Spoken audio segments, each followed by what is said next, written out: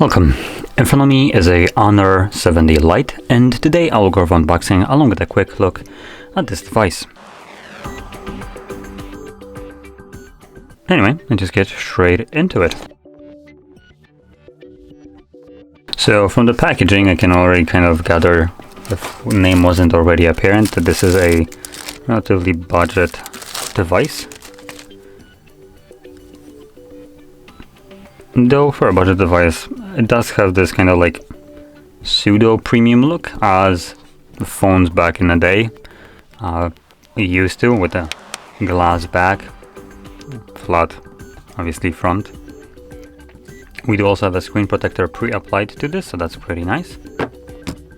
Under here we just have a instruction, no case unfortunately, and contrary to the absolute behemoth size of this box, there is no charger in the package. So just to kind of prove the point, you can see nothing here, apart from obviously the cable which I pulled out. So that's a little bit of an L, I would say. I mean, I understand they're trying to basically save costs, but for goodness sakes, it's a budget device. You might as well include the freaking charger in the box, considering people buying a phone for $200 probably won't have one. Or if they do, they could most certainly use another one. So yeah. Anyway, once the device booted up, you can see the display. So let's go into it, the specs of it. So this is a 6.5-inch display. It's a 720 by 1600 resolution. It's a TFT LCD display running at 90 Hz refresh rate, boasting an 82% screen to body ratio with pixel density of 270. Now, for the people that aren't necessarily aware of or don't really understand what I just said, just to kind of summarize the display in very simplistic terms, it's a budget display. It doesn't have any kind of like great color reproduction, any kind of good like black levels. The refresh rate here is one of the better things, being at 90 Hz. Typically, the older devices used to be running always on 60.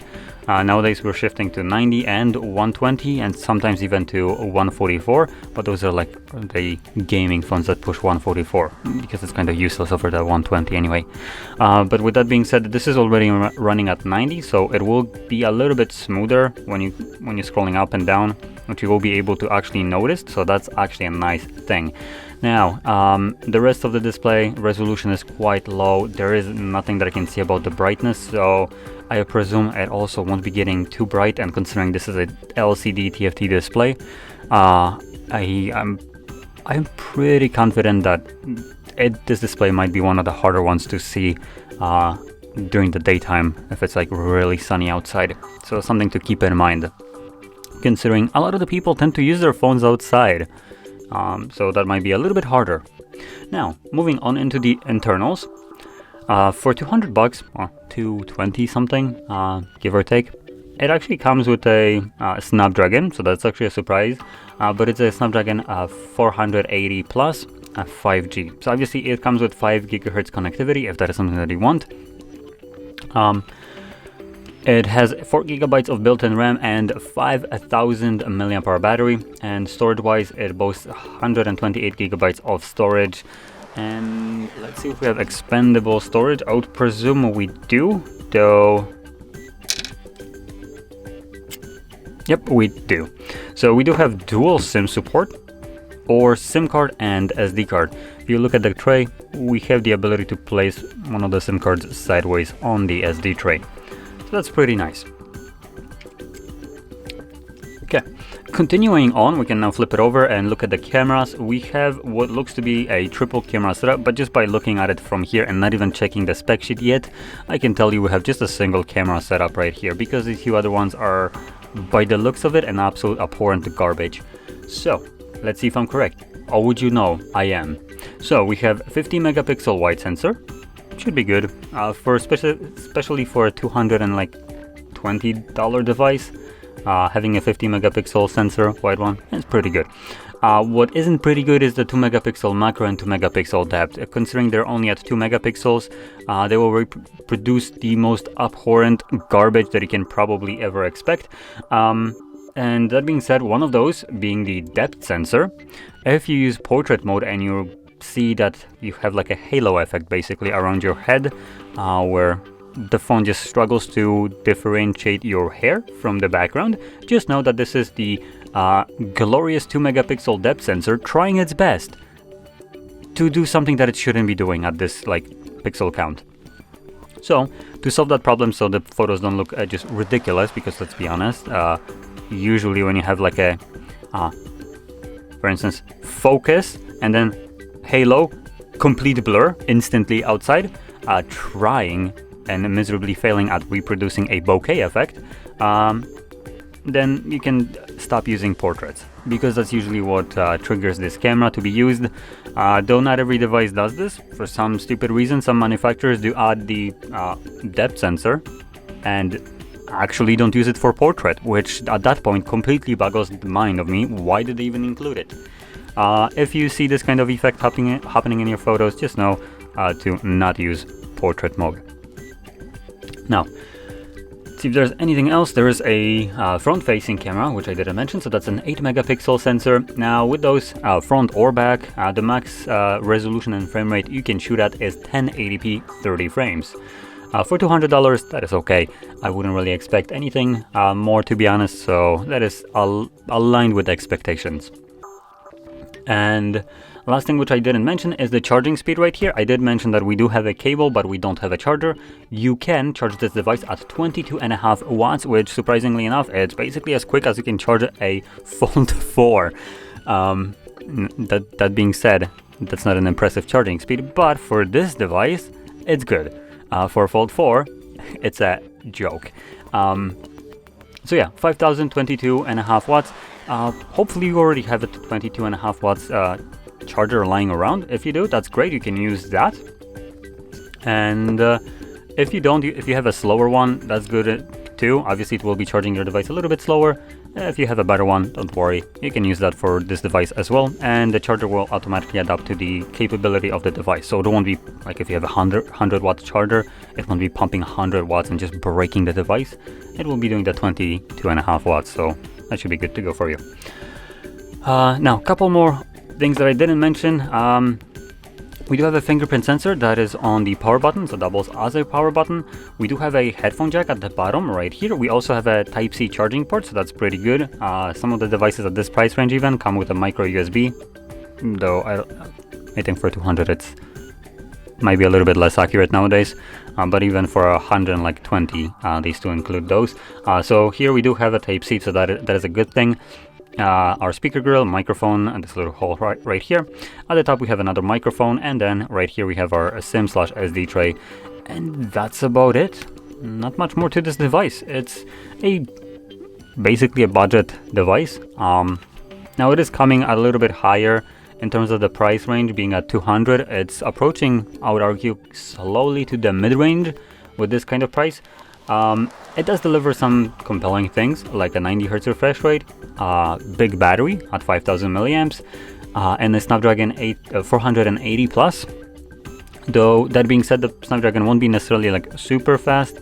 And that's really all there is to say about this device. It's I would say arguably a decently priced device for what it can do. Obviously I would like to probably see a cheaper one, considering it is lacking, it's underwhelming in almost every department, I would argue. But for the price, it is okay. I can't really complain about that. Now, with that being said, if you want to get other devices, maybe not something like this, but something a little bit better, I have one recommendation, which I'm gonna just check if it's actually viable considering the price difference. How much is it? 150 bucks. That is quite a lot more. But I'm gonna still mention it, considering I genuinely believe this is one of the better devices that you can ever purchase. It is still, in my opinion, in a budget range. 350 bucks is fantastic price for a significantly better device. I am basically mentioning this specific device almost in every video, and I do understand that it's not necessarily the same kind of price range, but I am a firm believer that spending a little bit more on your device will get you way further than going for like a budget one and just having your apps load for a longer time, or just struggling to do basic things. So just to mention the device that I'm talking about, it's going to be the Xiaomi Poco F5. That is one of the, at the moment, that I can remember from the top of my head, and that keeps coming back to me, best value for the money. At $350, you will be getting a insanely better device than what you get right here. Now it is nearly double the price, 150 to, well, comparing to the base of like $220 of this one. But believe me, that was, at least if I would be buying a phone like that at this price range, I think I would rather save up and get the other one, because it will last me significantly longer, and whatever I'll want to do on it will be doing it significantly better than this device. So that is just kind of where I'm coming from, and why I would recommend maybe going for this one if that is something that you are willing to do. Obviously, if your budget is only 220, then this device should be good enough. If you are looking for something maybe a little bit better, then I highly recommend looking at the F5 Poco. And just to kind of give you a quick rundown, it's going to have a significantly better processor. I'm just going to touch up on the more important options, just to not waste time. So Snapdragon 7 Plus Gen 2, pretty good. 8 to 12 gigs of RAM, also 5000 mAh battery, a charging speed of 67 watts with the charger included. We have a 64 megapixel camera, main one, then 8 megapixel ultra wide, 2 megapixel macro. Don't mention that one. And base storage, that is 256 gigabytes of storage with 8 gigabytes of RAM. Those are primarily the most important options. In terms of the display, it's an AMOLED, so to give you significantly better colors, black levels, HDR10 Plus certified, 120 Hz refresh rate, and 395 pixels per inch, because it is a 1080p display compared to this being 720. So those are all the important option specifications of that device, and that's the processor right there, storage, and the display is one of the primary things that I would recommend, why I would recommend going for that device instead. Now, like I mentioned, if that is your price range, then don't worry. I'm just spitting that out because it is one of the best value for the money that you can get. So anyway, with that being said, hopefully you found this video informative. I do try to give what I consider to be one of the better alternatives, because it is in a way gonna save you some money in a long run than, for instance, buying this one, struggling, then buying another device. If you buy two of these, for instance, because this one breaks or whatever, at that point you're spending more than the other one that was significantly better. So yeah, I'm trying to kind of give some kind of insight on why I consider some of the devices less worth what they cost, and try to give other options so you can have a clear understanding where I'm coming from. Now, if you found this video helpful and informative, don't forget to smash that like button, subscribe, and thanks for watching.